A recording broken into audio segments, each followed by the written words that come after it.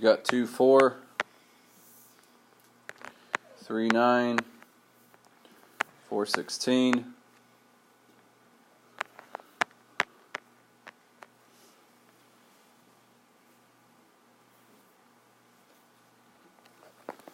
We're not going to get real complicated with the domain and range.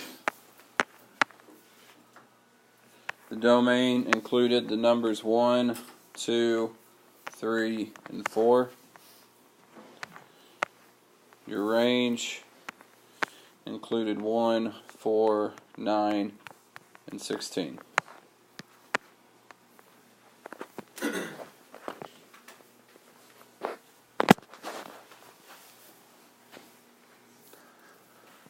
Does the data for that graph, or in that problem, does that represent a function? Yes or no? Yes. Why? There's no repeating x's. Eventually we'll get to the point where we're talking again about the vertical line test. Okay, but the no repeating x's, that's probably the easiest way to determine this one. Then we jump down here. It says Kenny thinks age depends on the distance. So you got two people. You got Mary who thinks this kid is this year's, he's this old, so he's going to hit it that far. Where you got Kenny who says that kid just hit it that far, he's probably this old. All right. So what he did is he takes the data from that table. He's going to switch it. So now my x's are now my y's, and my y's are now my x's.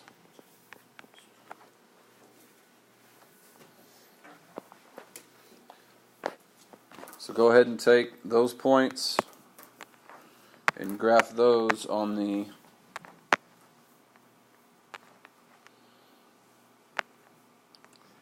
graph as well.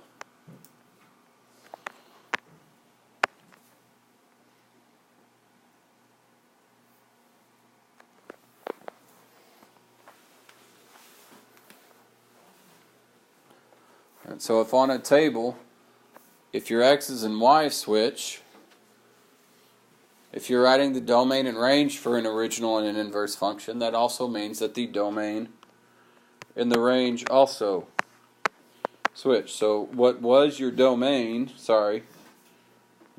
range is now your domain.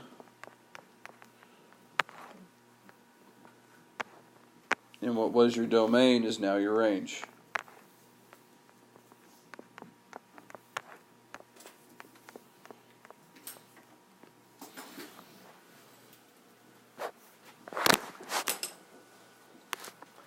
Does the data for this, does the data or the graph, does that represent a function? Yes, why? Doesn't repeat or vertical line test. All those vertical lines are only going to cross at once. Up there on your graph also, and probably for this whole unit, I would highly recommend that you always put that y equals x line. Now on this one it's kind of hard to see the reflection on it because we don't really have the full graph. We just got the first quadrant. But you can still kind of see that it would flip. If I was to fold this graph on the dotted line, this would end up on that. Okay. Down there at the bottom, what is the relationship? It's just what this whole lesson is over. They are inverses of each other.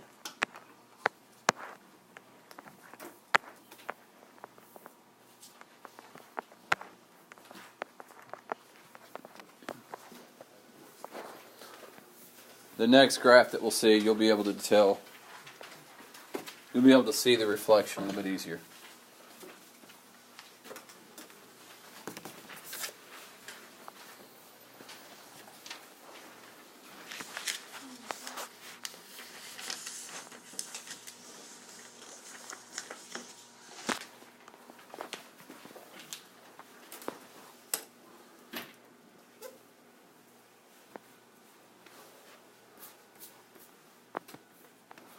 So looking at this one, you've got the original graph already over there. It's already on the graph, the original data. Let's go ahead and do the domain and range of those. So your domain is 0, 3, 10, 12, 16, 20. Your range, just list the y values up there. 20, 14, 16, 12, and 0.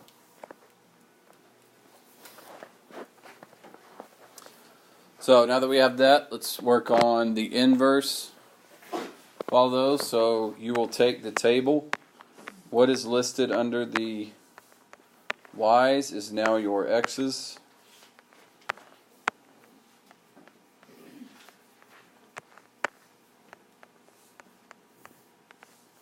And what was your x's is now your y's. Graph those points and connect those dots. I'll give you a few minutes to get that done.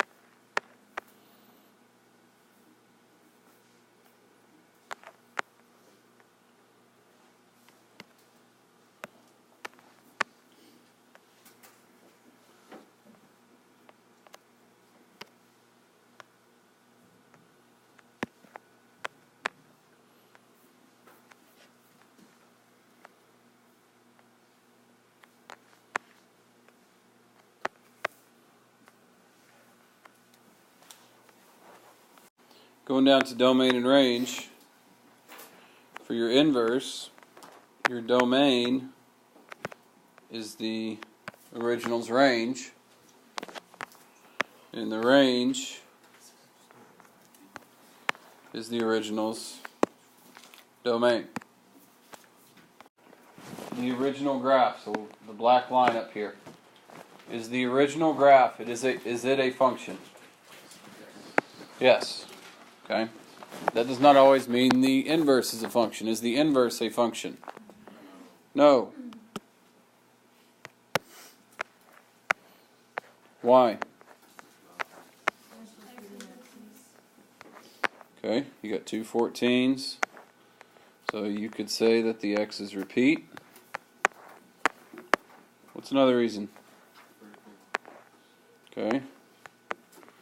You can say that the inverse fails the vertical line test.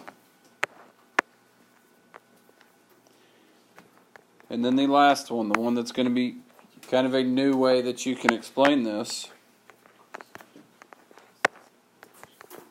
is you can say that the original fails the horizontal line test. Okay, so it's the same idea, just with a horizontal line.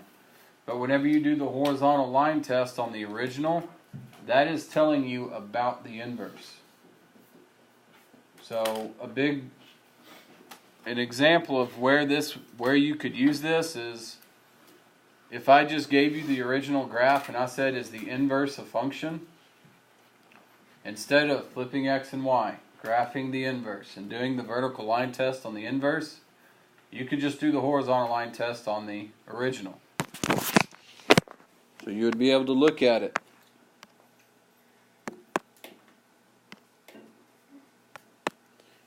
Draw that horizontal line. It crosses it more than once, clearly. So the inverse is not a function. Okay, the vertical line test tells you about the graph you're doing it on.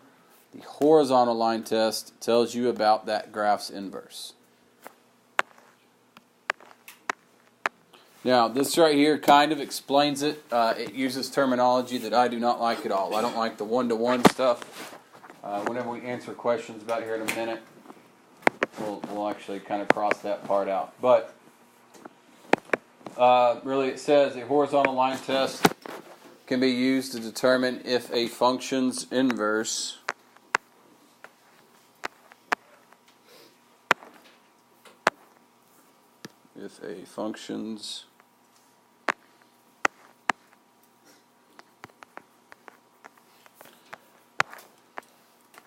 inverse is a function. Okay?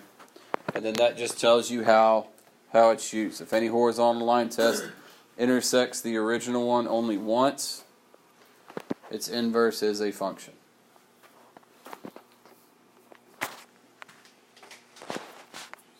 So, coming down to this one, without having to do all of that stuff, flip X and Y's, graph it, do the vertical line test.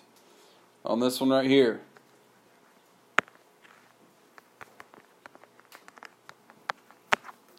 is the inverse a function?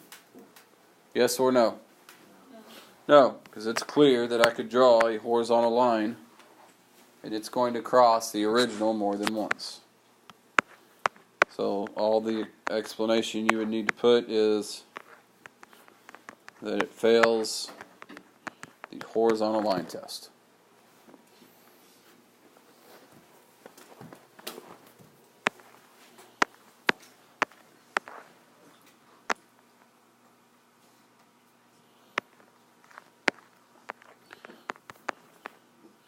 Is the original a function?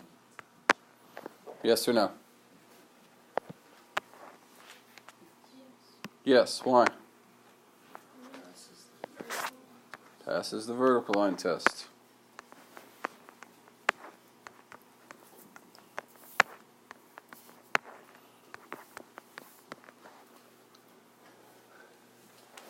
Okay. So that is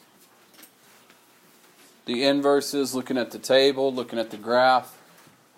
Any questions on that? Because next we're going to get to the actual equations, not the table and the graph. And I don't think it's very difficult, but some people do. So, all right, let's go down there. So, given an equation, I give you an equation, I tell you to find the inverse. It's really just two steps, but one step can differ in how involved it is. The very first thing you're going to do, though, is you're going to switch X and Y. And that literally means where Y was, you're going to put X. Where X was, you're going to put Y.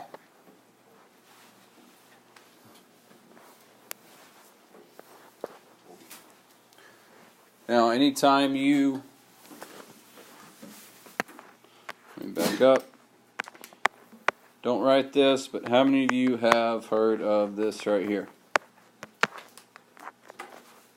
What does the P stand for?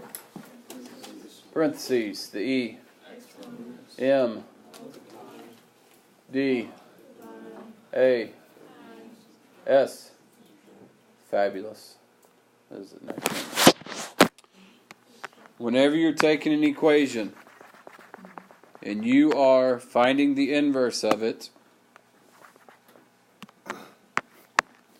you're going to use this. SEDMEP. Okay, it is PEMDAS backwards.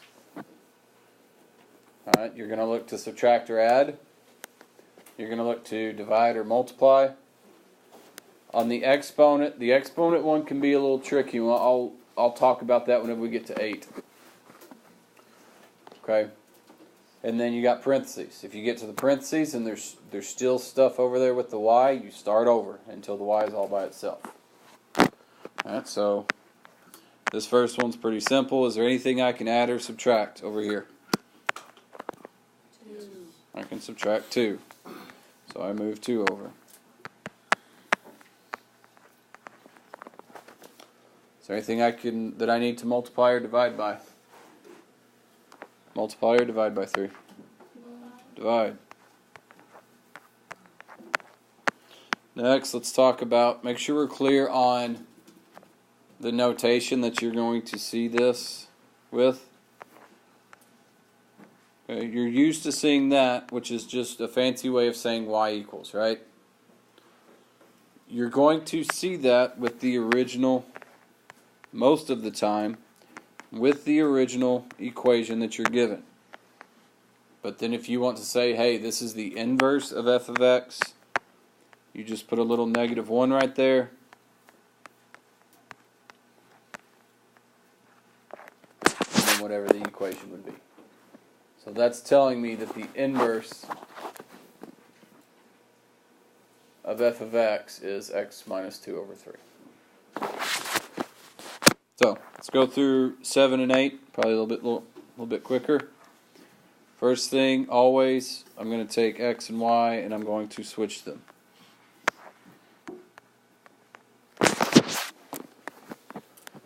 So if I'm getting to the inverse, so I'm going through SADMEP, Emma, what would be the first thing that I would need to do? Would you divide it by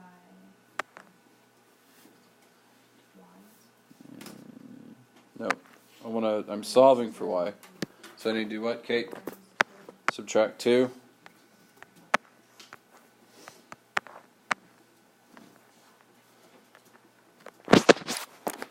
And then Nick, if something is, let's go through the steps. Next, I would look to multiply or divide. There's nothing to multiply or divide. Next is exponent. I need to get rid of the cubed. So Nick, how would I get rid of cubed? Cube root.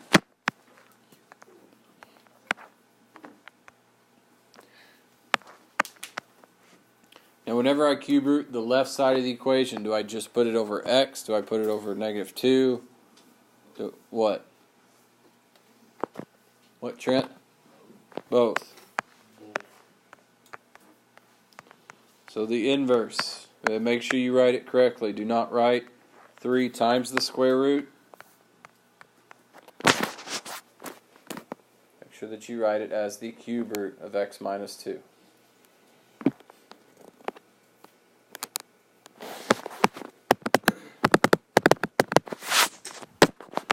Let's go to 8. Switch x and y.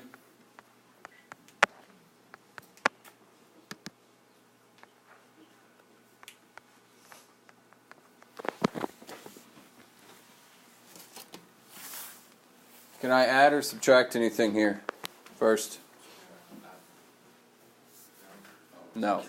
If it is underneath the radical, you've got to get the radical off first before you can move the 4 over. Okay, and you need to see the radical as that's going to fall under the exponent step, the e. Okay, because how do I get rid of the square root? Square it. If I square that side, those are just the opposites of each other. So now I have x squared equals y minus 4. There's no parentheses, so I start back over. I can add 4. So the inverse is x squared plus 4.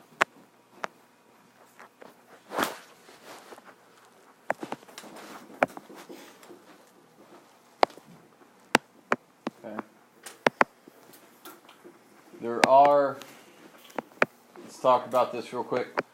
Whenever you're finding the inverse of things, you're going to find that certain functions, the inverse of certain functions is always another function. Okay, on this, how did we get rid of the cubed? We did what to it? How did we get rid of this cube? We cube rooted. The inverse of a cube, cubic function is always going to be a cube root function, and vice versa. The opposite of a quadratic function is always going to be a square root function, and vice versa. So if you have an equation that's saying find the inverse of this quadratic function, there's x squared, don't tell me that another quadratic function is the inverse of it. It always has to be square root. Okay? And then if you look at the actual operations on all these, it's always the opposite. Here I was adding 2, now I'm subtracting 2. I was multiplying by 3, now I'm dividing by 3. That's just a quick thing you can check at the very end. I know a lot of times I tell you, hey, here's a quick way to check your work, and that's actually twice as long as the actual problem. But, I mean, this is something you can look at real quick to make sure that, you know, maybe you did it right. Here I was adding 2, I'm subtracting 2, subtracting 4, now I'm adding 4. All those need to be the opposite of the original. Alright, so I want you to go through 9 through 11. I want you to attempt those. Let's look at the next one. I'm going to switch X and Y. What's the first thing I need to do? This one should be pretty simple. No, I can't subtract the 1 until I get rid of the cube root. I cube it. So I'm going to cube both sides. And then I'll subtract 1.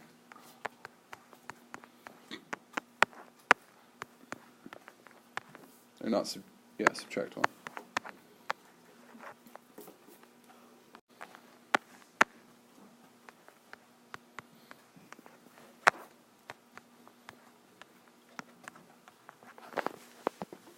So looking at this, what's the first thing that I need to do?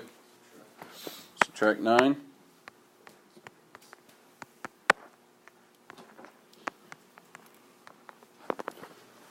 Okay, and I think it was Jessica and Jessica back there, and Ms. Romano. She asked me, from here, do I need to square this? Okay, as in, you know, kind of y minus 2 times y minus 2. So, whenever you're doing this, it's good to keep in mind, every step you do should cancel something out over here and add something to over here. Okay, if we were to do y minus 2 times y minus 2, this would still be the same. Nothing would have changed over here. So every step should cancel something out and move something to the other side.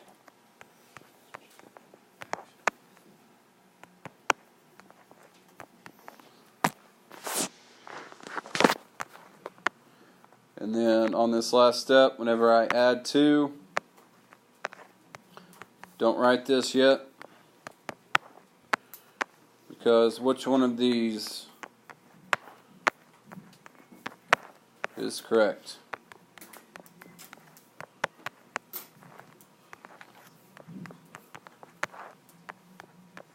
First one or the second one? Second one. Okay? You cannot combine a number that is under the radical with a number that is outside the radical. And if you add that number after you've already square rooted over here, you can't put it underneath.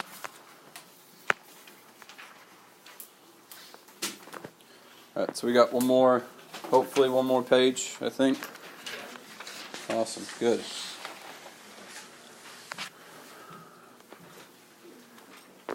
So going back to 2 equations, or still talking about inverses, but here the situation is, here's these 2 equations, are they inverses of each other?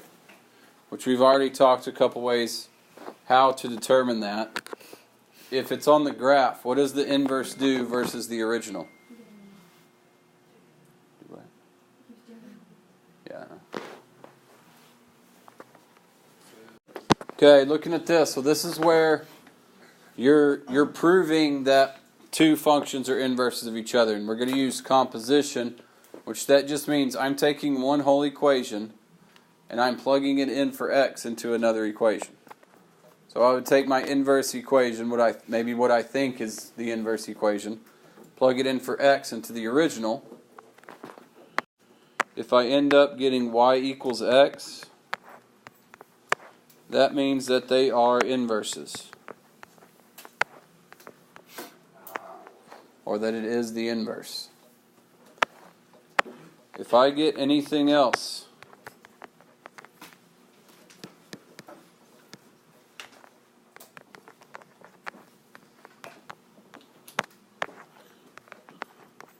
it is not the inverse.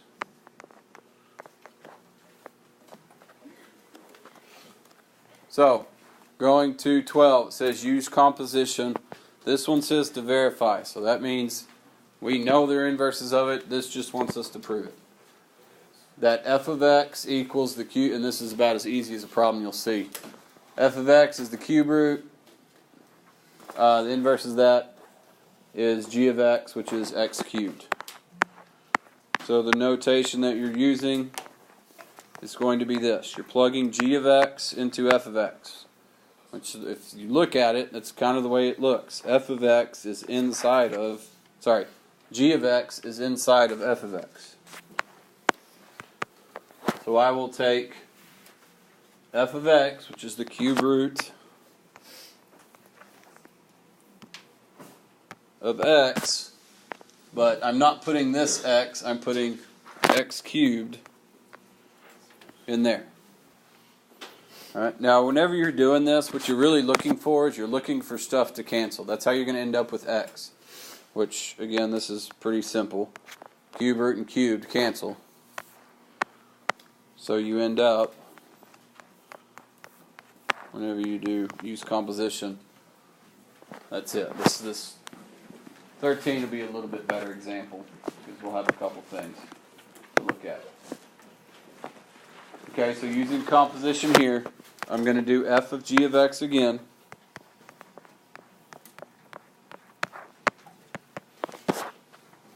So I've got the square root, then I've got x, so I'm going to put in x squared plus 2. I could put parentheses, it wouldn't affect it on this problem. And then I've got minus 2 that was already in f of x. And if it works out, you're just going to find that things just end up canceling each other. Plus 2 minus 2 cancels out. Square root and squared cancel out. So I end up with f of g of x equals x. I want you to go to 14. It says using composition determine. So it's the same process, but now if you get x, you say yes, they're inverses. If you get anything else, no, they're not. A lot of times, whenever you're simplifying stuff, you don't even have to finish the problems a lot of times, because it's just going to go off with a bunch of random arithmetic, and you get all these numbers. It's not it. Most things, they should just start to cancel out, and it should be a pretty quick process.